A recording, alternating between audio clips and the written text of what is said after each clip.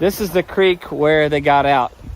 So I know some of y'all are looking at this going, Dusty, that ain't gonna work. And yes, you're right. This is a temporary fix. These bison are all gonna be in this pasture for about, I don't know, maybe 2 months, maybe not even that. This is to get us by, and we come and check it quite a bit, especially when it rains. That's why we drove down here. We're gonna have to check it quite a bit. And we've had a lot of rain here in the past, I don't know, 16 hours or so, maybe a little bit more. And this creek is the highest I've seen it. I mean, not that we've had this land for very long, but you know, since October of 21, I've never seen it this hot. But the other thing is, yeah, it's going pretty good from the rainfall.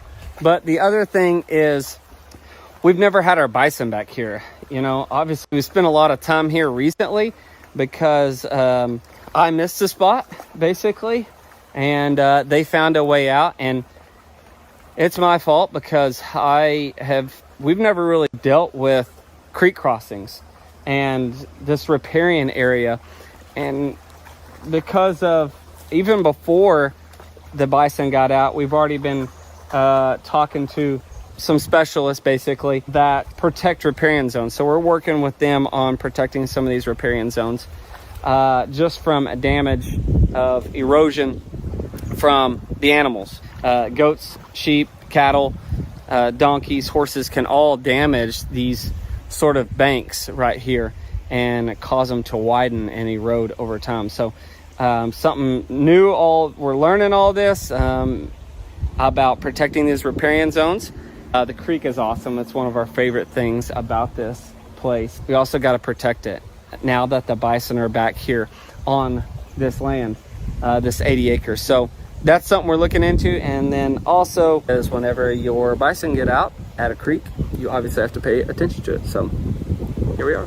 These panels, we raised them up high enough so water could flow underneath them, debris could get, you know, sort of underneath them. It's catching some stuff right now, but this creek is not huge, but like we said, this is the highest we've ever seen it. So it's good to come and check the crossing, but it definitely needs some heavy duty stuff across here eventually. And we'll eventually do that. Whenever the bison aren't in here, we'll be able to tear all this down and actually start over and actually build some stuff across here where it swings. There's lots of stuff you could do for these creek crossings. So we'll do that eventually, probably when the bison get out. We still got a lot of fence work to do, but we can't find the hoss herd right now, so we still got to find them.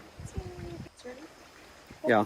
Now that you know, you let your bison out on the biggest pasture you have, this 80 acres, sometimes they're hard to find, especially when you have a creek that runs through there. And with the creek is the tree line, and the tree line can border, you know, and cover everything, so you can't see pasture to pasture like you normally could in one big wide open space. So we've had a hard time finding them here and there. So come on, Jackie.